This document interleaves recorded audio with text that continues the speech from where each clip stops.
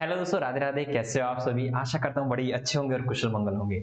तो आज हम क्या स्टार्ट करने वाले हैं सर? आज हम सीखने वाले हैं ये एएस क्या है, ये इंड एएस क्या है, ये आईएफआरएस क्या है, ये आईएएस क्या है, या फिर ये आई गैप क्या है। जी सर, तो जल्दी से आ जाइए। तो सबसे पहले तो सर ये किसके लिए है? सर सीएस एग्जीक्यूटिव वाले बच्चों के लिए है। सर कौन सा चैप्टर करा रहे हो सर? वही एएस इंडिया, सारी सारी चीजें। जी सर, मैंने कहा बेटा ये चैप्टर जो है वो 2 to 4 मार्क्स के लिए आएगा। एमसीक्यू आने वाला है 2 से 4 नंबर के लिए। बड़ा ही इंपॉर्टेंट और बड़ा ही आसान है। ठीक है सर। तो सर इसमें हम क्या क्या सीखने वाले हैं?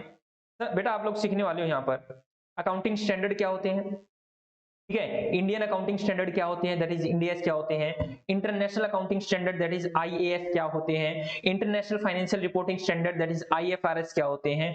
Indian generally acceptable accounting principle that is I GAAP क्या होते हैं। अभी आप कुछ नहीं लिखने वाले, अभी मैं जो भी लिखूंगा वो कुछ नहीं लिखने वाले। देखो हमारे पास एक और डॉक्यूमेंट है, यहाँ से हम आपको लिखूंगा, यहाँ पर अभी आप कुछ नहीं लिखने वाले। अभी सिर्फ और सिर्फ आप देखने वाले हो। जी सर, पहले मैं आपको इनके बारे में थोड़ा सा बता देता हूँ दोस्त।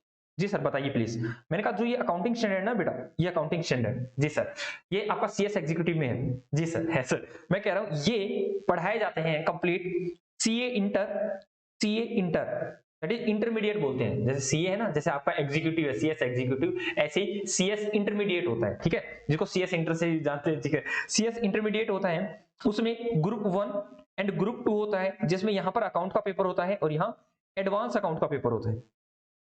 वहां पर ये सारे सारे एएस लिए जाते हैं, उनके पूरे सिलेबस का पार्ट है सर। यस बेटा, उनका पार्ट है जो आप यहाँ सीखने वाले हो थोड़ा बहुत। ठीक है, इनकम्प्लीट नहीं, आपको थोड़ा बहुत बताया जाएगा, ब्रीफली बताया जाएगा ये क्या है, कहां से आए और ये कैसे आए। जी सर, उसके बाद मैं बताता हूँ जो भी ये है Indian accounting standard that is Ind AS. Ind AS ये सीए फाइनल ग्रुप 1 में एक पेपर होता है एफआर फाइनेंशियल रिपोर्टिंग, ये उसका पार्ट है सर। कितने लेक्चर लग जाते हैं? लगभग 100 टू 110, लगभग 100 टू 110 लेक्चर लगते हैं इंडियस को सीखने के लिए। Oh my God sir. और सर इसके बारे में और बताओ, ये क्या होता है? International accounting standard. और ये इंटरनेशनल अकाउंटिंग स्टैंडर्ड भी बेटा international accounting standard and IFRS, ठीक है, दैट इज आईएफआरएस। ये आप मतलब ये पेपर होता है सीए फाइनल ग्रुप 2 में। एक पेपर होता है इलेक्टिव पेपर, जिसमें आता है जीएफआरएस। पेपर का नाम बता रहा हूं, जीएफआरएस ग्लोबल फाइनेंशियल रिपोर्टिंग स्टैंडर्ड। वहां पर पूछे जाते हैं आईएएस एंड आईएफआरएस है सर। जी सर, मतलब सर इतनी बड़ी बड़ी चीजें, उनका पूरा पूरा सिलेबस इस पे, और ये हम पढ़ने हैं 2 से 4 नंबर के लिए। हाँ, इनका ब्रीफ डिस्कशन करने वाले हैं यहाँ पर। ठीक है सर, ये आई गैप क्या होता है? ये आई गैप क्या होता है बेटा? ये आई गैप होता है लाइक आप इंडेस में आ रहे हो, तो इंडेस में आप आ गए तो आपका आई गैप क्या रहा होगा? एएस रहा होगा। अकाउंटिंग स्टैंडर्ड से जैसे मूव कर जाते हो इंडेस में आ जाते हो, तो आपके लिए आई गैप क्या होता है? That is general acceptable accounting principle, that is I gap, that is as की बात करता है। ओके सर, तो मैं कहता हूँ जल्दी से आप आइए मैं आपको बताता हूँ। जो अभी मैं आपको स्टोरी बताने वाला हूँ वो स्टोरी मैंने फेस टू फेस भी आप लोगों को बता रखी है। हाँ सर बता रखी है। हाँ तो चलो आज दोबारा से इसको सुनते हैं। आपको कुछ नहीं लिखना, आपको देखना है। आपको यहाँ पर कुछ भी नहीं लिखना, सिर्फ देखना है। ओके सर, अभी कुछ नहीं लिख रहे, आगे जब मैं कहूंगा जब आपको लिखना है। ओके सर, तो मैंने कहा नंबर 1, ये बात है बेटा 1970 की। ये बात है 1970 की। यहां पर क्या हुआ था? यूरोपियन कंट्रीज ने एक यूरो जोन की स्थापना की। यूरो जून की स्थापना की।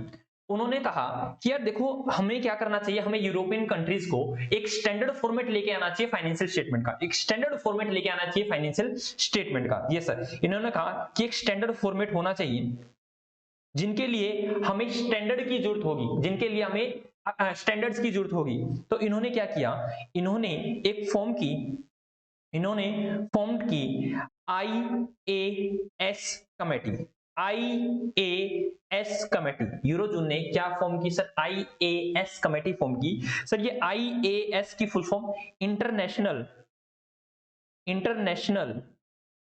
अकाउंटिंग स्टैंडर्ड कमेटी बेटा, ठीक है। Yes sir, international accounting standard committee की उन्होंने क्या की सर? स्थापना की। सर ये कमेटी, इस कमेटी को क्या करना था? इस कमेटी को इशू करने थे, इस कमेटी को इशू करने थे आईएएस, वही बेटा IAS that is international accounting standard issue करने थे, और इस कंपनी क्या नाम है, इस कमेटी ने अपना काम स्टार्ट भी कर दिया। इन्होंने इशू किए IAS 1, IAS 2, IAS 3, IAS 4, इस तरह से इन्होंने 41 IAS इशू कर डाले। ओके सर, मैंने कहा भाई टाइम बीतता गया और ये बात आ गई 1981 की, बात आ गई 1981 की। सर 1981 में क्या हुआ, मैंने कहा देखो भाई 1981 में क्या हुआ, 1981 में क्या हुआ सर, 1981 में सर हमारे इंडिया में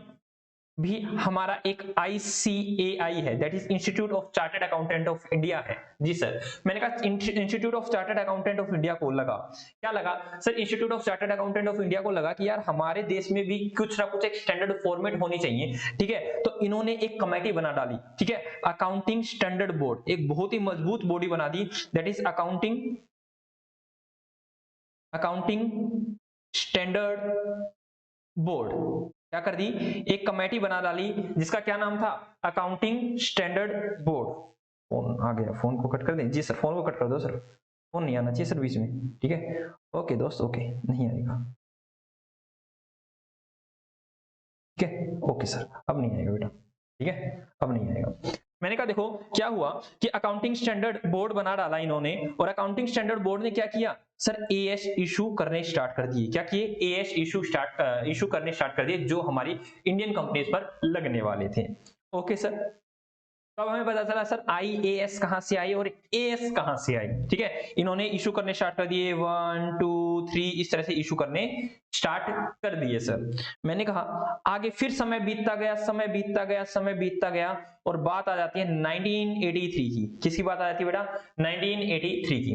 मेरा 1983 जैसे ही आया तो क्रॉस बॉर्डर ट्रांजेक्शन बढ़ गई बेटा, क्रॉस बॉर्डर ट्रांजैक्शन बढ़ गई, कैपिटल ट्रांजैक्शन बढ़ गई। दैट इज हम क्या नाम है, इंडिया से यूएसए में इन्वेस्ट किया जा रहा है, यूएसए से इंडिया में, चाइना में, जापान में, इस तरह से इन्वेस्टमेंट स्टार्ट हो गई। और यहाँ पर एक बॉडी आई जिसका नाम था IOS को, ठीक है, बताओ IOS को, ठीक है। ये बॉडी सिमिलर है सेबी की, जैसे हमारे इंडिया में सेबी है ना, यस सर, सिक्योरिटी मार्केट को देखता है सब कुछ ठीक ठाक चल रहा है या नहीं चल रहा, यस सर। ऐसे ही IOS को वर्ल्ड वाइड एक कमेटी है जो देखता है कि हाँ क्रॉस बॉर्डर कैपिटल ट्रांजैक्शन ठीक ठाक से चल रही है या नहीं चल रही। सर फुल फॉर्म बताना, मैंने कहा आप बताओ sir, international organization of securities commission. आया, हाँ सर याद आ गया, सर याद आ गया। ये ध्यान रखना, एक एक नंबर का क्वेश्चन आ सकता है यहाँ से, इसकी कमेटी की फुल फॉर्म क्या है। ओके सर, याद रखेंगे। तो IOS को आया, इनके बहुत सारे ऑब्जेक्टिव थे, जिसमें से इनका एक ऑब्जेक्टिव ये था कि भाई जो भी हमारी रिपोर्टिंग है उसमें एक स्टैंडर्ड लेके आया जाए, जो भी हमारे फाइनेंशियल स्टेटमेंट की रिपोर्टिंग है उसमें एक स्टैंडर्ड लेके आया जाए। और इन्होंने कहा कि इसमें क्या आना चाहिए, एक स्टैंडर्ड फॉर्मेट आनी चाहिए, इसके लिए एक कमेटी बनाई गई 2000 में। सर कौन सी कमेटी बनाई गई बताओ, कहा इंटरनेशनल अकाउंटिंग स्टैंडर्ड बोर्ड बनाया गया। क्या बनाया गया, इंटरनेशनल अकाउंटिंग स्टैंडर्ड बोर्ड बनाया गया। सर ऐसा कुछ हम पढ़ के भी आए थे, हाँ अभी आप ऊपर पढ़ के आए हो, ऐसा ही कुछ पढ़ के आए थे। मैंने कहा 1970 में यूरोजोन बना था, वहां पर भी तो आई थी इंटरनेशनल अकाउंटिंग स्टैंडर्ड कमेटी आई थी बेटा वहां पे। यहाँ पर क्या है, इंटरनेशनल अकाउंटिंग स्टैंडर्ड बोर्ड, इनका ये नाम अलग अलग है, ध्यान रखो जी सर, ध्यान रखिए। वहां पर कमेटी थी, यहाँ बोर्ड आया।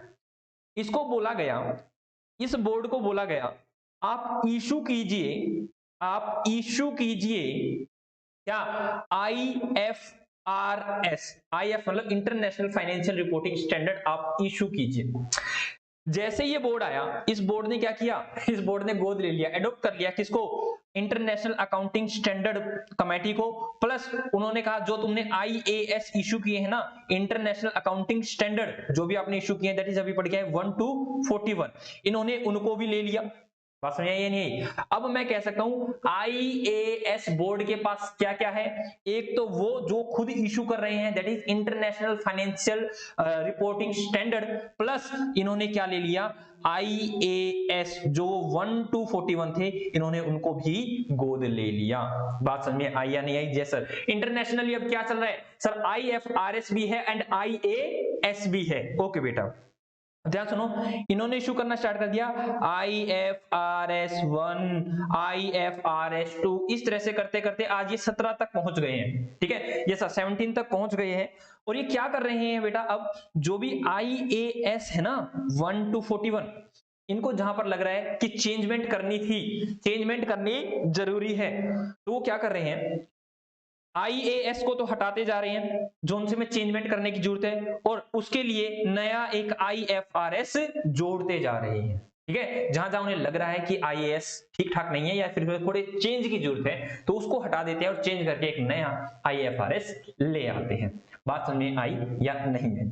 जी सर, तो बोला गया था अब ये जो इंटरनेशनल अकाउंटिंग मतलब जो ये IFRS है, that is international accounting standard board है, जिसने इशू किए हैं IFRS या फिर जो इसने अडॉप्ट किए हैं IAS, बोला गया ये भाई साहब वर्ल्ड वाइड लगने वाले हैं, सारी सारी कंट्रीज इनको अडॉप्ट करने वाली है ताकि स्टैंडर्ड फॉर्मेट आ जाए हमारे फाइनेंशियल स्टेटमेंट के अंदर। ठीक है, तो हम तो बात कर रहे हैं हमारे इंडिया की सर, हम तो बात कर रहे हैं हमारे इंडिया की। तो बोला गया जो ये IFRS है या फिर IAS है, अब आपको पता चल गया तो दोनों हाँ सर सेम ही है। ठीक है, उन्होंने अडॉप्ट कर लिया था तो अभी सेम ही है। बोला गया हर कंट्री इनको या तो अडॉप्शन करेगी, अडॉप्ट करेगी, दैट इज अडॉप्ट करेगी, या इनका कन्वर्जेंस करेगी। सर ये क्या होगा, अडॉप्ट करेगी, कन्वर्जेंस करेगी? भाई साहब सुनो, जो यहां लिखा गया है, जो IFRS में या IAS में लिखा गया है, उसको एज इट इज फॉलो करना। भाई साहब लकीर के फकीर है हम तो, जो IFRS में या IAS में लिखा गया हम तो उसको ऐसे ही फॉलो करेंगे। जो कंपनीज जो कंट्री कहती है हम तो एज इट इज को फॉलो करेंगे, लाइक ऑस्ट्रेलिया वगैरह, ऑस्ट्रेलिया ने एडॉप्शन कर रखा है कि जो भी IFRS है या फिर IAS है हम उनको एज इट इज फॉलो करने वाले हैं।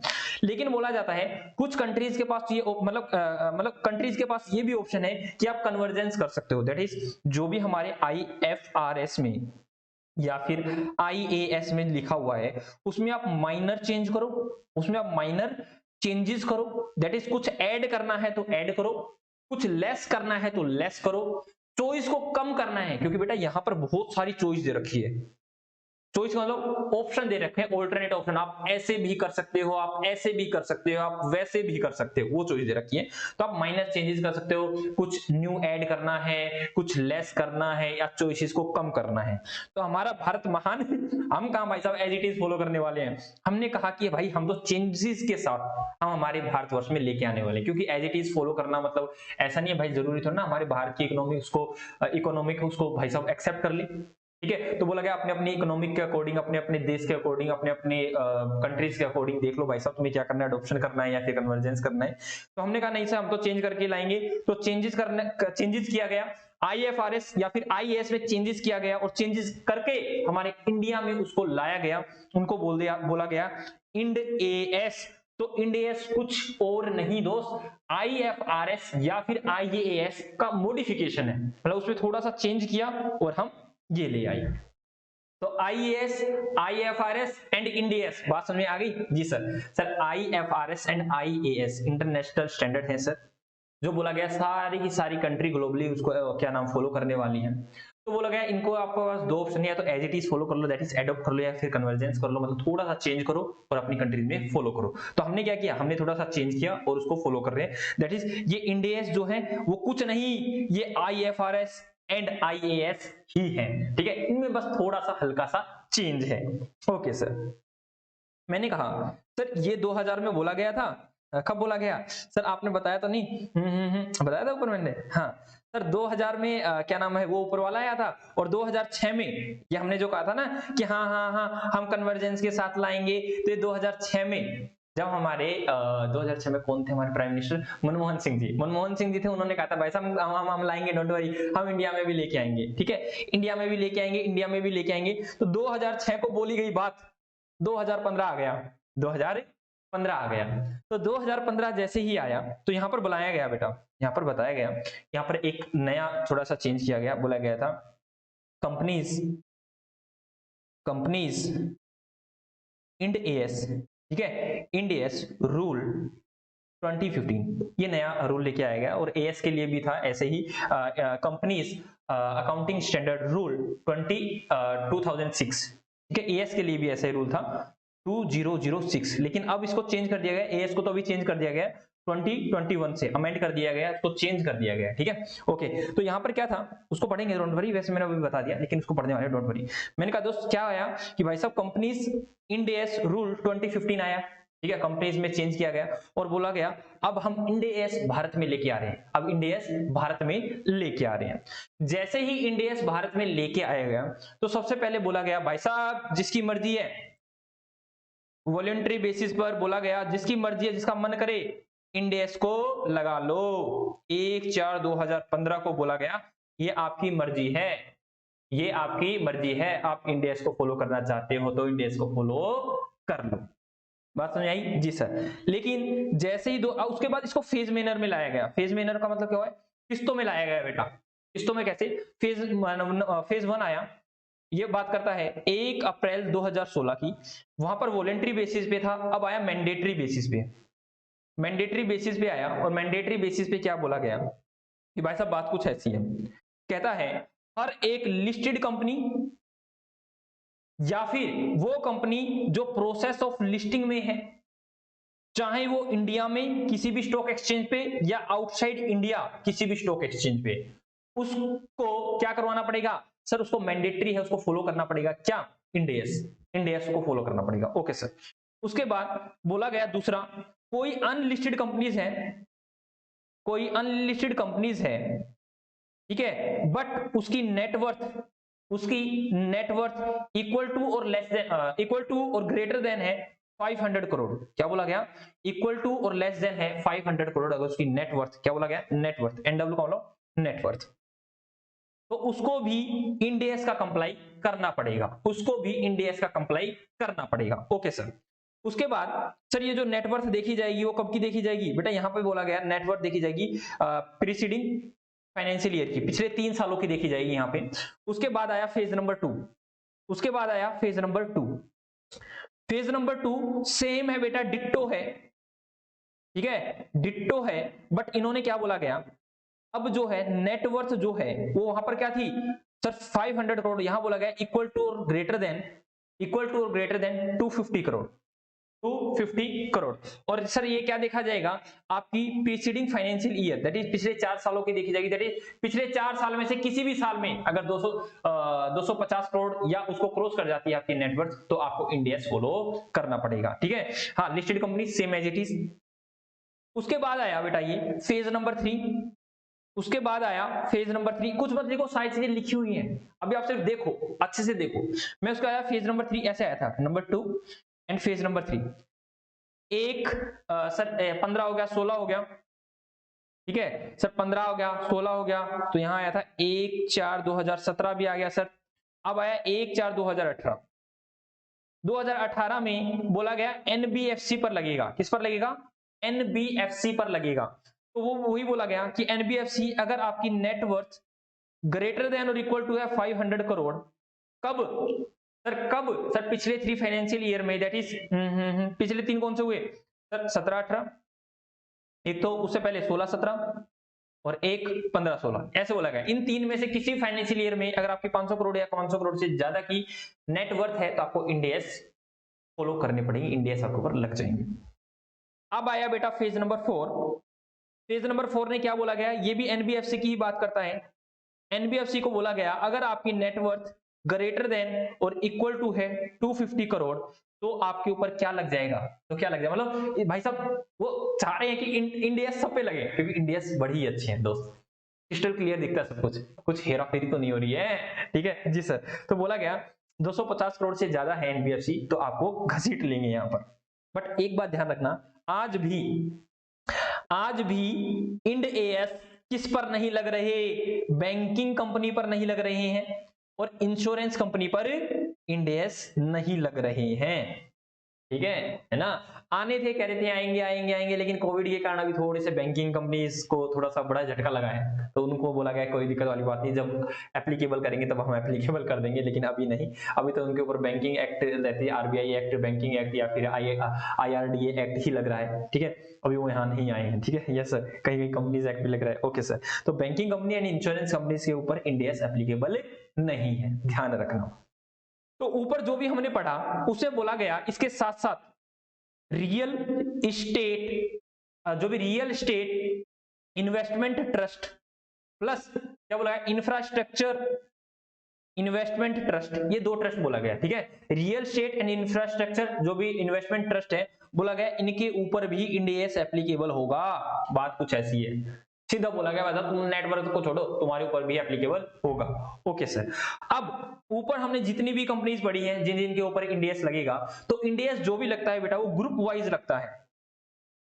सर अब ग्रुप वाइज समझ में नहीं आया, मैंने कहा देखो भाई साहब, दैट इज ये लगेगा कैश के ऊपर। सर कैश का ऊपर मतलब, मैंने कहा किसी भी कंपनी के ऊपर इंड AS लग गया बेटा, ठीक है, ऊपर वाली कोई भी कंडीशन में किसी कंपनी के ऊपर इंड AS लग गया, तो उसकी उस कंपनी पर, C4 कंपनी, उस कंपनी पर, उसकी एसोसिएट कंपनी पर, उसकी सब्सिडरी कंपनी पर और उसकी होल्डिंग कंपनी पर भी इंड AS अप्लाई हो जाएंगे। पास में, दैट इज कंपनी पर अगर इंड AS लग गए तो उसकी होल्डिंग पर, उसकी सब्सिडरी पर, उसकी associate and joint venture, joint venture नहीं आया सर, लिख दो बेटा, जॉइंट वेंचर पर भरी क्या लग जाएगा, इंड AS लग जाएंगे। बात समझ में आ गई है सर। सर अब क्वेश्चन ये आता है, ये नेटवर्थ क्या है, ये नेटवर्थ क्या है, 250 करोड़ और ये 500 करोड़ की जो भी नेटवर्थ आई है, सर ये नेटवर्थ क्या है, प्लीज बताएं ना, ये कहां से आई, ये कैसे आई, ये क्यों आई। मैंने कहा देखो भाई, नेटवर्थ में बोला गया, पहली बात तो मैं आपको एक बार थोड़ी सी और बताता हूं, जो भी बेटा ये हमारे IFRS है या फिर IAS है, ठीक है, इंडिया में इनको क्या बोलते हैं, इंड AS, इंड AS है ये बेटा, इनका फोकस है, इनका फोकस है, बोला गया हम प्रिंसिपल बेस है, प्रिंसिपल बेस्ड है, दैट इज जजमेंट रिक्वायर है, यहां पर किसी भी तरह के रूल नहीं है, रूल नहीं है, लकीर के फकीर नहीं है, हम जजमेंट देखेंगे उसके अकॉर्डिंग अकाउंटिंग करने वाले हैं। ठीक है, ओके सर, जजमेंट रिक्वायर्ड है, ठीक है, कि क्या जजमेंट होनी चाहिए। दूसरा ये बोला गया हम सब्सटेंस ओवर फॉर्म देखेंगे, सब्सटेंस ओवर फॉर्म, हम देखेंगे वास्तव में ये क्या है। ठीक है, इसको समझाना था इसलिए मैंने यहाँ लिख दिया, ये वास्तव में देखेंगे कि वो क्या है। सर सब्सटेंस ओवर फॉर्म दिखाना, मैंने कहा देखो भाई साहब पहले आप समझो सब्सटेंस ओवर फॉर्म क्या होता है, बताऊंगा। नेटवर्थ में आएगी equity share capital plus preference share capital oblique या फिर डिवेंचर्स वगैरह आ जाएंगे। ये कब आएंगे, ये आएंगे जब ये इनमें इक्विटी शेयर कैपिटल, ये इक्विटी शेयर कैपिटल के फीचर्स रखते हैं, दिख रहा है प्रेफरेंस है, दिख रहा है डिवेंचर्स है, बट ये वास्तव में इक्विटी शेयर कैपिटल है। मतलब हम देखेंगे, मतलब प्रेफरेंस वालों को इक्विटी ही कन्वर्जन है, मतलब इनका रिडम्पशन होना है, मतलब रिडम्पशन जो भी होगा इनको इक्विटी शेयर मिलेंगे। डिवेंचर होल्डर्स है, डिवेंचर होल्डर को पेमेंट नहीं मिलेगी, पेमेंट नहीं मिलने वाली, तुम्हें क्या मिलेंगे, इक्विटी शेयर मिलेंगे, तो इक्विटी शेयर में आओगे आप लोग। तो ये देखेंगे सब्सटेंस ओवर फॉर्म क्या है, वो वास्तव में प्रेफरेंस है या डिवेंचर्स है। ठीक है, प्रेफरेंस है या डिवेंचर है, ठीक है, अगर वो प्रेफरेंस या डिवेंचर है मतलब उनकी पेमेंट करनी है, तो वो क्या नाम है, नेटवर्थ का पार्ट नहीं बनेगा। लेकिन हमें लग रहा है, दिख रहा है वैसा, नाम है प्रेफरेंस, नाम है डिवेंचर, बस उसमें इक्विटी के गुण हैं, तो हम इक्विटी शेयर होल्डर में ऐड कर देंगे, इसको बोलते हैं सब्सटेंस ओवर फॉर्म। वैसे आप याद रखो equity share holder, that is equity share capital, holder नहीं, इक्विटी शेयर कैपिटल।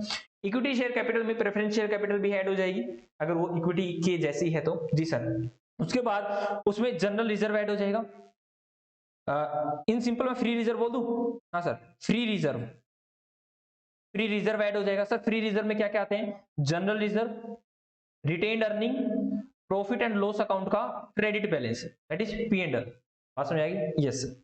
और क्या क्या चीजें ऐड हो जाएंगी, सिक्योरिटी प्रीमियम ऐड हो जाएगा, और क्या ऐड हो जाएगा, ई शॉप, याद आया, हाँ सर, ई शॉप हमने कर भी रखा है, ठीक है, ई शॉप रिजर्व, ई शॉप रिजर्व वगैरह ऐड हो जाएगा। उसके बाद कहता है कैपिटल रिजर्व भी ऐड हो जाएगा, बट कैपिटल रिजर्व कौन सा वाला, बोला जाता है गवर्नमेंट ग्रांट, गवर्नमेंट ग्रांट जो भी मिली है आपको, और वो गवर्नमेंट ग्रांट कौन सी होती है, आपको याद हो, प्रोमोटर, सर हमें कहाँ याद होगी, प्रोमोटर कंट्रीब्यूशन, पूरा लिखूं क्या, प्रोमोटर, इरेजर को छोटे करता हूं, प्रोमोटर कंट्रीब्यूशन ग्रांट। अगर आपको गवर्नमेंट ने ये ग्रांट दी है ना, तो ये भी किसमें ऐड होगी, नेटवर्थ में ऐड हो जाएगी, और इसमें से लेस क्या कर देंगे, लेस कर देंगे किसी भी तरह का आपका लॉसेस होगा तो अब इस जो अमाउंट आया ये देखेंगे, ये 500 करोड़ से ज्यादा है या 250 करोड़ से ज्यादा है या उसके बराबर है। पास में आई या नहीं आई जी। आपसे मैं एक बात पूछना चाहूंगा, ये बताओ रिवैल्यूएशन रिजर्व, रिवैल्यूएशन रिजर्व क्या नेटवर्थ का पार्ट बनेगा, अरे सर कहीं भी नहीं लिख रखा, नहीं बनेगा, ठीक है, स्पेशल बोला गया है उन्हीं चीजों को नेटवर्थ का पार्ट बनाएंगे, इक्विटी शेयर कैपिटल या फिर सॉरी इक्विटी शेयर कैपिटल जैसी चीजें, फ्री रिजर्व में यही रिजर्व आएंगे, security premium, eShop reserve, capital reserve, but capital reserve कौन सा वाला, sir government grant, that is promoters contribution grant, और उसमें से क्या लेस हो जाएगा, सर उसमें से लेस हो जाएंगे कोई भी लॉसेस है लाइक P&L का डेबिट बैलेंस शीट। बात समझ में आई या नहीं आई जी, सर बात समझ में आ गई है, तो चलो चले जी सर। चलने से पहले एक दो चीजें और पूछ लो आपसे, हाँ सर पूछ लो, कोई दिक्कत वाली बात नहीं है। मैंने कहा आप लोगों ने देखा हो शेड्यूल 3, वैसे आप मेरे को बताओ कौन सा सेक्शन है जो फाइनेंशियल स्टेटमेंट की बात करता है, आपका लॉ में कौन सा सेक्शन जो फाइनेंशियल स्टेटमेंट की बात करता है, अरे सर कहां बोल सकते हैं, सेक्शन 129 बात करता है, ठीक है, कंसोलिडेटेड फाइनेंशियल स्टेटमेंट की बात करता है, सारी बात करता है, हाँ सर, ओके सर आगे चलते हैं। मैंने कहा जो ये आपका, जो ये एक बार चार्जिंग हटा दूं मैं, बैटरी फुल हो गई है, ठीक है, जो ये आपका शेड्यूल 3 है, ठीक है, यस सर शेड्यूल 3 ऐसे लिखो सर, ऐसे लिखो सर शेड्यूल 3, हाँ मैंने कहा जो ये शेड्यूल 3 है इसमें कितने डिवीजन है, लो बताना एक बार कितने डिवीजन है, याद आपको, हाँ सर याद है, सर इसमें है ना 3 डिवीजन है, डिवीजन ए, डिवीजन बी, ऐसे लिख दूं, डिवीजन 1, डिवीजन 2 और डिवीजन 3। मैंने कहा ये किसकी बात करता है, अरे सर शेड्यूल 3 फाइनेंशियल स्टेटमेंट की बात करता है, कहता है डिवीजन 1 कहता है कि आप जो अपने फाइनेंशियल स्टेटमेंट बनाओगे, फाइनेंशियल स्टेटमेंट, वैसे फाइनेंशियल स्टेटमेंट में क्या क्या चीजें आती है बताओ, थोड़ा जल्दी बताओ, फाइनेंशियल स्टेटमेंट क्या आती है, सर देखो फाइनेंशियल स्टेटमेंट में आती है sir profit and loss account आता है, statement of profit and loss account आता है, सर बैलेंस शीट आता है जी, सर सोकी आता है, ठीक है, मैंने कहा और क्या आता है, सोकी आता है, और क्या आता है सर, इसमें नोट्स टू अकाउंट आते हैं, notes to account that is balance sheet के नीचे बनाते हो ना या नहीं बनाते, यस सर, इसमें कैश फ्लो स्टेटमेंट आता है, ठीक है, ये होते हैं फाइनेंशियल स्टेटमेंट। ये कहता है कि डिवीजन 1 कहता है फाइनेंशियल स्टेटमेंट बनाइए आप एज पर एएस अकाउंटिंग स्टैंडर्ड के अकॉर्डिंग बनाइए। डिवीजन 2 कहता है आप फाइनेंशियल स्टेटमेंट बनाइए एज पर इंड एएस। अब डिवीजन 3 क्या कहता है, आप फाइनेंशियल स्टेटमेंट बनाइए, ये एनबीएफसी की बात करता है, financial statement of NBFC as पर इंड एएस। बात समझ आई है नहीं जी सर, इसका फॉर्मेट अलग होता है, ठीक है, इसलिए डिवीजन 3 में डाल रखा है, ओके सर। मैंने कहा अब इन डिवीजन के कितने पार्ट होते हैं, सर डिवीजन के पार्ट होते हैं, हाँ अब इन डिवीजन के कितने पार्ट होते हैं, डिवीजन के भी 3 पार्ट होते हैं। ये सारी चीजें आपने कहीं ना कहीं लिख रखी होगी, ठीक है, जब मैंने आपको कंपनीज के बारे में बताया था तब मैंने लिखा रखा, फाइनेंशियल स्टेटमेंट करवाया था तब भी लिखा रखा है, लेकिन फिर भी बता रहा हूँ एक बार, ठीक है, आए हुए हैं तो कर लेते हैं, ये आता है एग्जाम में। मैंने कहा इसे कितने पार्ट है डिवीजन के, मैंने कहा पार्ट 1, पार्ट 2, पार्ट 3, सर ये पार्ट है। मैंने कहा पार्ट 1 किसकी बात करता है, सर ये पार्ट 1 करता है बैलेंस शीट के बारे में, फॉर्मेट ऑफ बैलेंस शीट बताता है सर। मैंने कहा very good.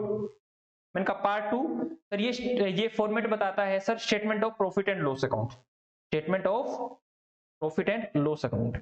Part number 3 sir ये बात करता है कंसोलिडेटेड फाइनेंशियल स्टेटमेंट की, किसकी बात करता है बेटा, कंसोलिडेटेड फाइनेंशियल स्टेटमेंट की, याद रखोगे जी सर, ये याद रखेंगे। तो चलो अब आते हैं, जो भी मैंने बताया है उसको देखते हैं, सर एग्जाम में क्या क्या आएगा, कैसे कैसे आएगा, आप हमें बताते जाना। जी बेटा मैं सारी चीजें बताता जाऊंगा।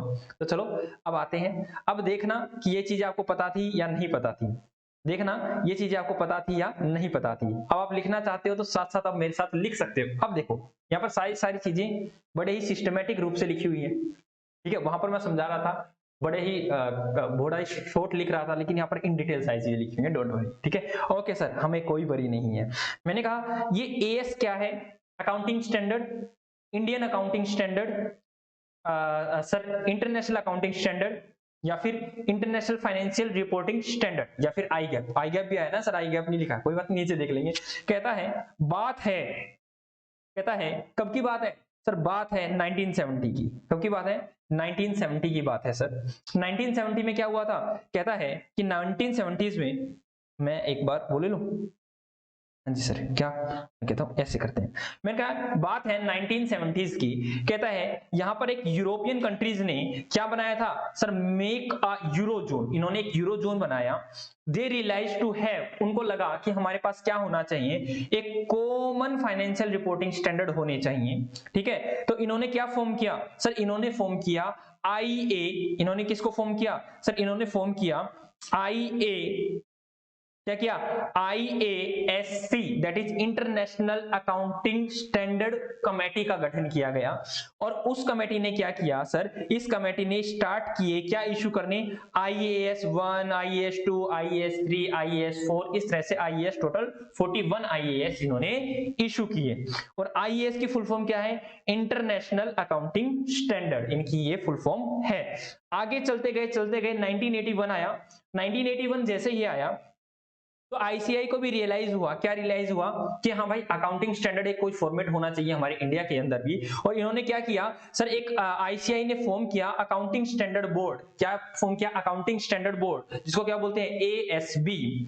It's main purpose is to issue the accounting standard, कि अकाउंटिंग स्टैंडर्ड आप इशू कीजिए जो हमारे भारतीय कंपनियों पे लगने वाले हैं। Okay sir. उसके बाद बोला गया इन 1980 1980 की सॉरी इन 1983 1983 की बात है, cross border that is internationally capital transaction increase हुई। कैपिटल ट्रांजैक्शन हुआ, क्रॉस बॉर्डर कैपिटल आना जाना हुआ। तो इन्होंने कहा नीड वाज फेल्ट, किस चीज की नीड हुई भाई? Need was felt for the common international accounting standard, कि common international accounting standard Bharat में मतलब वर्ल्ड वाइड होने चाहिए। नाउ नाउ अब क्या हुआ? Now new committee was form, एक नई कमेटी का गठन किया गया। उस कमेटी का क्या नाम था दोस्त? बताओगे? सोचोगे? मैंने बता रखा आपको। यस सर, उसका नाम था आईओएसको। क्या मतलब? International organization of securities commission. जी सर, मैंने कहा दिस कमेटी इज सॉरी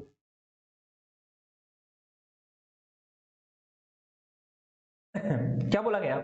बोला गया this committee is just like a SEBI in India. Like SEBI है इंडिया में, ऐसे ही ये कमेटी है आईओएस को। क्या रखा है? इसका एक one of the objective is objective to form it. कहता है वैसे वैसे तो इसके बहुत सारे ऑब्जेक्टिव थे, लेकिन उनमें से एक ऑब्जेक्टिव क्या था?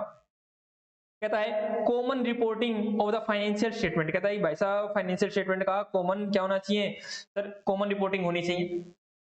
ओके सर, दिन बीतते गए, टाइम बीतता गया, टाइम आ गया बेटा 2000 में क्या हुआ? क्या रखा है? International accounting board. याद है? उससे पहले हमारा क्या नाम था? यूरोजोन ने क्या बनाया था? International accounting standard committee. ठीक है सर, स्टैंडर्ड नहीं लिखा इसके अंदर, तो लो भाई साहब स्टैंडर्ड लिख देते हैं। इंटरनेशनल अकाउंटिंग स्टैंडर्ड बोर्ड, ठीक है। इंटरनेशनल अकाउंटिंग स्टैंडर्ड बोर्ड, ठीक है। ये sir international accounting standard board की सर स्थापना की गई। तो सर ये बोर्ड क्या कर रहा था? इस बोर्ड ने क्या किया बेटा? इस बोर्ड ने क्या किया? जो ये बोर्ड बनाया गया, इंटरनेशनल अकाउंटिंग स्टैंडर्ड बोर्ड बनाया गया, was formed, its objective is to issue IFRS। IFRS डालिए बेटा, IFRS की फुल फॉर्म क्या है? International financial reporting standard. बोला गया this board was also take over. इन्होंने किसको टेक ओवर किया सर? इसने इंटरनेशनल अकाउंटिंग स्टैंडर्ड कमेटी और उसके जो इशू किए गए IAS हैं 1 to 41, उनको इन्होंने ले लिया कि भाई साहब टेक ओवर कर लिया, अब ये हमें आने हुए, अब हम इनको अडॉप्ट करते हैं। जी sir.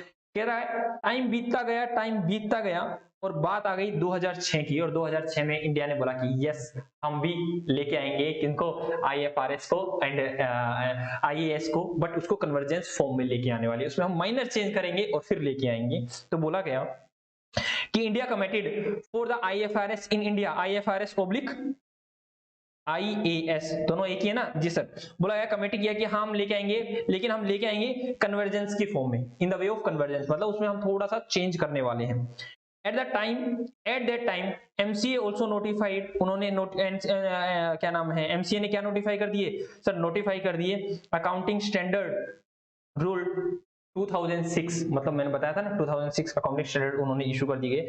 Now this rule are revised oblique amended, आप कुछ भी बोल सकते हैं, रिवाइज ऑब्लिक अमेंडेड, अभी अमेंड किए गए हैं ये। कब कैसे अमेंड किए गए, आपको इस अमेंडमेंट का वैसे करना भी क्या है ना, वैसे पता होना चाहिए, बट ये अमेंड हुए हैं, ठीक है, क्योंकि आपको अकाउंटिंग स्टैंडर्ड तो सारे सीखने नहीं है, ये तो सीए इंटर में है जी sir. Companies accounting standard rule 2021 ये अभी रिवाइज हो गए हैं जी सर, बट ये याद रखिए ये रिवाइज हो गई हैं, एग्जाम में एमसीक्यू आ सकता है 1 नंबर के लिए। आगे बोला गया है जो भी हमारे आईएफआरएस हैं, जो भी हमारे ये आईएफआरएस हैं बेटा या आईएएस हैं, बोला गया ये प्रिंसिपल बेस हैं, ठीक है, मतलब जजमेंट बेस्ड है, ऐसा नहीं है रूल रेगुलेशन है, ठीक है, नॉलेज को इंप्लीमेंट करने का मौका मिला है। आगे क्या रखा है, आगे क्या रखा है, Ind AS that is Indian accounting standard in India में कैसे आया, हाँ सर कैसे आया आप बताओ। मैंने कहा आप बताओ पहले सर, माइनर चेंजेस के बाद माइनर चेंजेस किए आईएफआरएस में और आईएएस में, तब जाके हमारी इंडेस बनी है सर, ठीक है। इंडेस का क्या था, मैंने कहा था बताया भी था, companies Indian accounting standard rule 2015 है, ठीक है, यस सर। मैंने कहा एप्लीकेबिलिटी कैसे हुई सर, देखो एप्लीकेबिलिटी ऐसे है, बोला जाता है कि एप्लीकेबिलिटी इस प्रकार है, बोला है सारी कंपनीज पे लगेगा जो लिस्टेड है या फिर इन द प्रोसेस ऑफ लिस्टिंग है, इंडिया में हो या आउटसाइड द इंडिया हो। अनलिस्टेड कंपनीज पे फेजेस के मैनर में आया, कौन कौन सा फेज हुआ, कहता फेज नंबर 1, याद आ रहा है phase, yes sir, phase number 1 voluntary basis पे आया 1 अप्रैल 2015 से। 1 अप्रैल 2016 से बोला गया कि मैंडेटरी बेसिस पे आया, भाई साहब मैंडेटरी बेसिस पे आया, दैट इज फेज नंबर 1 आया। बोला गया अगर आपकी नेटवर्थ कितने से ज्यादा है सर, 500 करोड़ या उससे ज्यादा है, आपकी नेटवर्थ 500 करोड़ या उससे ज्यादा है, कब, पिछले 3 फाइनेंशियल ईयर में, कौन कौन से सर, 15-16 की बात कर रहे हैं, मतलब 16 से स्टार्ट कर रहे हैं, तो 15-16, 14-15 एंड 13-14, इनमें से किसी फाइनेंशियल ईयर में अगर आपकी नेटवर्थ 500 करोड़ से ज्यादा थी तो आपके ऊपर इंडेस एप्लीकेबल हो जाएंगे। पेज नंबर 2 आया 1 अप्रैल 2017 से, बोला गया वही सेम बात है और कुछ बात नहीं कह रखी, इसने कह रखा है कि भाई साहब नेटवर्थ को कम कर दिया गया, that is greater than equal to आपका 250 करोड़ है, मतलब एट प्रेजेंट आज के समय में क्या काम का है, 250 करोड़, ग्रेटर देन 250 करोड़ है तो इंडेस लग जाएगा। बट मैंने फिर भी आपको 500 करोड़ वगैरह बताया क्योंकि एमसीक्यू है बेटा, एमसीक्यू आ सकता है कि फर्स्ट फेज में कितना था, 250 करोड़ या 500 करोड़, तो वहां पे आपको पता होना चाहिए फर्स्ट फेज में 500 करोड़ से आया था, और उससे भी पहले क्या हुआ था सर, उससे पहले फेज नहीं था, वॉलंटरी बेसिस पे आया था, इसलिए लिखा है क्योंकि यहाँ पे एमसीक्यू बन सकता है जी सर।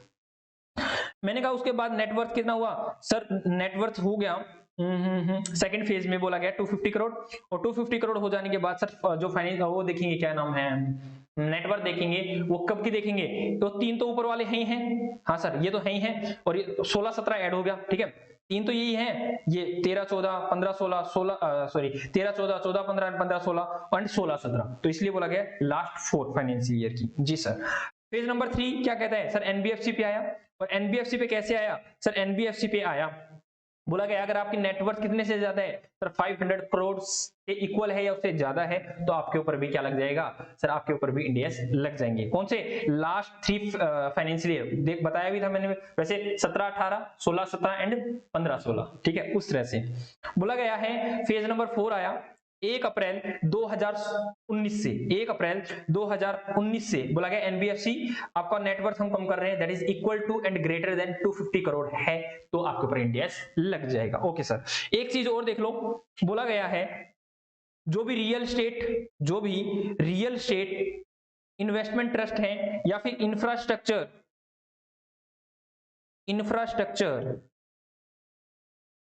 इन्वेस्टमेंट ट्रस्ट है, इनके ऊपर भी इंडेस लगने वाला, इनके ऊपर भी इंडेस लगा हुआ है जी सर। आगे कुछ बात बोल रखी है, बोला गया है it is applicable on group wise, मतलब कंपनी, ठीक है सर, कंपनी जॉइंट वेंचर नहीं है, यहाँ पे लिखो जॉइंट वेंचर, कंपनी के ऊपर, उसकी एसोसिएट के ऊपर, उसकी जॉइंट वेंचर के ऊपर, उसकी होल्डिंग के ऊपर, उसकी सब्सिडरी के ऊपर भी, ये अगर किसी कंपनी पे लग गया तो उसकी associate, joint venture, holding, subsidiary and associate सबके ऊपर क्या लग जाएगा, इंडेस एप्लीकेबल हो जाएगा सर।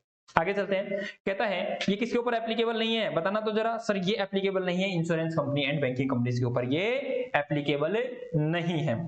अब बोल रखा है नेटवर्थ में क्या क्या चीजें आएंगी सर, हमें पता है सर, देखो नेटवर्थ में इक्विटी शेयर कैपिटल आएगी, ठीक है, यस सर। उसके बाद सर नेटवर्थ में क्या आएगा सर, प्रेफरेंस शेयर या फिर डिवेंचर, अगर इनके पास कौन सा फीचर है, इक्विटी शेयर कैपिटल का फीचर है तो ही आएंगे, अदरवाइज ये नहीं आएंगे। सर फ्री रिजर्व आ जाएगा, फ्री रिजर्व में क्या आएगा, जनरल रिजर्व, वैसे ये यहाँ से आपसे पूछा नहीं जाएगा, आपसे सिर्फ ये पूछा जाएगा equity share capital, don't worry, ठीक है जी सर, बट फिर भी मैंने लिखवा दिया है ये, मतलब इसमें क्या क्या चीज आएगी, मैंने कहा ना सब्सटेंस और फॉर्म देखते हैं इंडियस में या फिर आईएफआरएस में, जी सर। मैंने कहा फ्री रिजर्व आ जाएंगे कौन कौन से, general reserve, trade balance of P&L and retain earning आ जाएगा आपका, जी सर। सिक्योरिटी प्रीमियम आ जाएगा आपका, ईशॉप आ जाएगा, जी सर, ईशॉप आ जाएगा। उसके बाद ठीक है, ईशॉप मतलब एम्प्लॉय स्टॉक ऑप्शन प्लान, जी सर। आगे चलते हैं सर, ये हमारा पार्ट भी है सिलेबस का, यस बेटा है। आगे कहता है कैपिटल रिजर्व, कैपिटल रिजर्व में कौन सा sir, arising due to the government grant that is promoter contribution grant, yes sir, एक यही आएगा। क्या रिवॉल्यूशन रिजर्व आएगा, नहीं सर नहीं आएगा। और कोई कैपिटल रिजर्व आएगा, ठीक है, नहीं सर कोई कैपिटल रिजर्व नहीं आएगा, सिर्फ एक ही आएगा। उसमें से क्या लेस कर देंगे मेरे दोस्त सर, उसमें से लेस कर देंगे P&L के डेबिट बैलेंस को, दैट इज लॉसेस को माइनस कर देंगे, उसके बाद हमारे पास जो भी अमाउंट आएगा उसको बोलेंगे नेट वर्थ, ओके सर। अब बोला था ये आई गैप क्या है, Indian generally accepted accounting principle, like मैंने कहा अब मैं इंडियस में आ गया हूँ, इंडियस में आने के बाद मेरे लिए आई गैप क्या होंगे सर, एएस होंगे, क्योंकि एएस से इंडियस पे आया। बात समझ आई है नहीं, जी सर बात समझ आ गई, यहाँ लिख भी रखा है एएस। आगे शेड्यूल 3 की कितनी डिवीजन है सर, 3 डिवीजन है सर, कैसी कैसी बातें कर रहे हो, अगर division 1, division 2, division 3, division 1 AS के बारे में बात करता है, फाइनेंशियल स्टेटमेंट एज पर AS, financial statement as per Ind AS, division number 2, division number 3 कहता है फाइनेंशियल स्टेटमेंट ऑफ एनबीएफसीज, कहता है पार्ट ऑफ डिवीजन, डिवीजन के ही पार्ट होते हैं, हाँ डिवीजन के ही पार्ट होते हैं, part A, part 1, part 2 and part 3। Part 1 balance sheet की बात कर रहा है, part 2 format of statement of profit and loss account की बात करता है, part number 3 consolidated financial statement की बात करता है। और ये जो इंडियस है या फिर आईएफआरएस एंड आईएएस है ना बेटा, ये फोकस करता है कंसोलिडेटेड फाइनेंशियल स्टेटमेंट के ऊपर, ध्यान रखना किस पे फोकस ज्यादा करता है, कंसोलिडेटेड फाइनेंशियल स्टेटमेंट पर ज्यादा फोकस करता है, ठीक है। हाँ वैसे तो स्टैंड अलोन पर भी करता है, लेकिन कंसोलिडेटेड पे ज्यादा फोकस करता है, ओके सर। आगे चले, यस सर आगे चलो, चलो भाई साहब आगे चलते हैं, नेक्स्ट पेज, ठीक है नेक्स्ट पेज। हाँ सर ये नेक्स्ट पेज आ गया सर, ये क्या है, कुछ नहीं, कुछ नहीं सर, कुछ नहीं क्यों, ये दिख तो रहा है इतना बड़ा कुछ, देखो भाई साहब बात सुना, मेरी बात को ध्यान सुनो, मेरी बात को ध्यान सुनो, जो मैंने कराया अभी तक वहां से आएगा, लेकिन ये ध्यान रखना अब आपसे एग्जामिनर एग्जाम में क्या पूछ सकता है, सुना आपसे एएस, किसी भी एएस का नाम दे देगा, लाइक AS2 किस चीज का है, आपसे पूछेगा AS2 किस चीज का, वैसे बताना AS2 किस चीज का, वैसे बता रखा है सर इन्वेंट्री का है, ठीक है। आपसे पूछेगा AS2 का नाम बताओ, 4 ऑप्शन देगा, आपको टिक करना है, या फिर आपको क्या नाम है एएस का नाम दे देगा, दैट इज इन्वेंट्री, इन्वेंट्री कौन सा एएस है, ठीक है, ये IAS है, ये पूछ सकता है आपसे। तो मैंने कहा भाई साहब ये चीज आपको याद करनी पड़ेगी, ये चीज आपको याद करनी पड़ेगी, आपको याद करनी पड़ेगी, ध्यान रखना याद रखना है, एग्जाम में यहाँ से कंफर्म में 2 नंबर का क्वेश्चन आएगा, यहाँ से भी, ठीक है। 1 नंबर का यहाँ से आ सकता है, 2 से 3 नंबर का पीछे से आ सकता है, या फिर 2 नंबर का यहाँ से आ सकता है, 1 केस से 2 नंबर का जो भी हम करके आए वहां से आ सकता है, तो ध्यान रखना,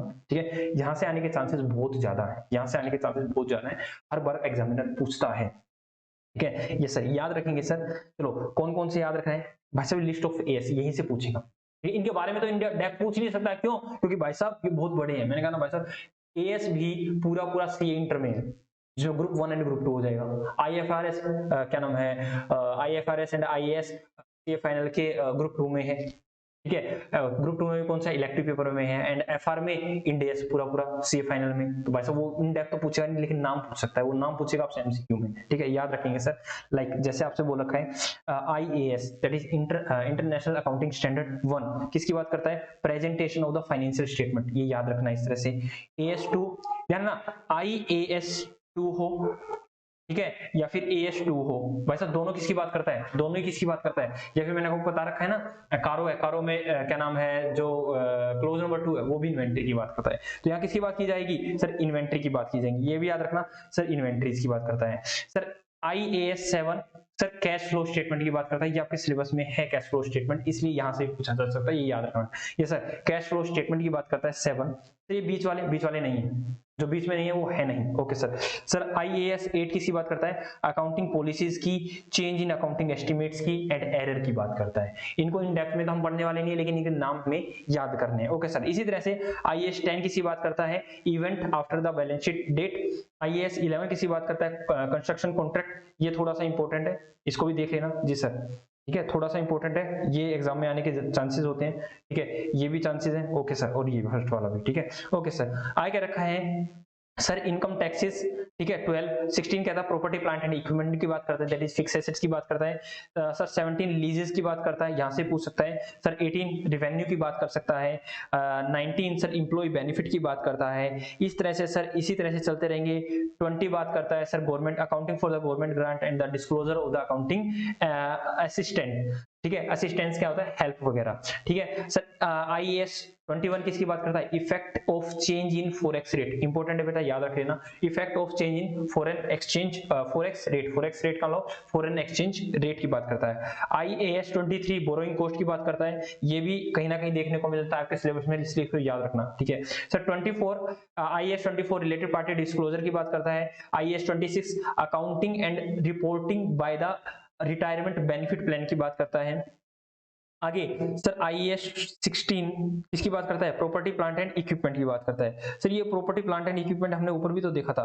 हाँ 16 ऊपर भी आया था सर। 17 18 सर ये तो दोबारा से आ गए हैं, दोबारा से आ गए हैं सर, दोबारा से। ओके कोई बात नहीं, दोबारा से आ गए तो छोड़ो इसको, तो नीचे आ जाओ सर। 27 किसकी बात करता है? IAS 27 sir consolidated and separate financial statement की बात करता है। 28 investment in associate and joint venture की बात करता है सर। 29 फाइनेंशियल रिपोर्टिंग इन हाइपरफ्लेशनरी कंडीशन की बात करता है। जी सर ये क्या है बेटा? आपको पढ़ने की ज्यादा जरूरत नहीं है सर। इंडिया 32 किसकी बात करता है? फाइनेंशियल इंस्ट्रूमेंट प्रेजेंटेशन की बात करता है सर। 33 किसकी बात कर रहा है? Earning per share that is EPS की बात करता है, याद रखना बेटा सर। 34 इंटरिम फाइनेंशियल रिपोर्टिंग की बात करता है, याद रखना। आगे बात 26 सर इंपेयरमेंट ऑफ एसेट्स की बात करता है। 37 provision contingent liabilities and contingent assets की बात करता है। 38 इंटेंजिबल एसेट्स की बात करता है, याद रखना बेटा। 39 sir financial instrument recognition and measurement की बात करता है। 40 इन्वेस्टमेंट प्रॉपर्टी की बात करता है एंड 41 एग्रीकल्चर की बात करता है। ठीक है, एक बार जल्दी से गो थ्रू करो इन सबको। जी सर गो थ्रू करते हैं, जल्दी से करो। ठीक है ओके सर, जल्दी से करो। जी सर कर लिया है, तो ये आपको याद करना है दोस्त। ठीक है, अब कहता है अकाउंटिंग स्टैंडर्ड जो ICAI ने इशू किए, that is AS issue by the ICAI। वही है सिंपल। ए सर अकाउंटिंग पॉलिसीज, वहां पर भी वन जो IAS था वन था अकाउंटिंग पॉलिसीज की बात करता था सर। ये वैल्यूएशन ऑफ इन्वेंटरीज, वो भी वैल्यूएशन ऑफ इन्वेंटरीज की बात करता था सर। वहां पे IAS 7 था कैश फ्लो स्टेटमेंट के बारे में, बट यहाँ पर 3 है, याद रखना। इसी सर कैश फ्लो स्टेटमेंट की बात करता है। AS4 sir contingency and the event occurring after the balance sheet date की बात करता है sir. AS5 net profit and loss for the period, prior period items and the changes in the accounting policies की बात करता है। 7 sir construction contract की बात करता है सर। 9 रेवेन्यू रिकॉग्निशन की बात करता है। 10 प्रॉपर्टी प्लांट एंड इक्विपमेंट की बात करता है सर। 11 AS11 किसकी बात करता है? The effect of change in forex exchange rate की बात करता है। सेम है ऊपर वाले नीचे वाले, लेकिन यहाँ पे नंबरिंग अलग अलग है, ध्यान रखना। ठीक है सर। 12 गवर्नमेंट ग्रांट की बात करता है।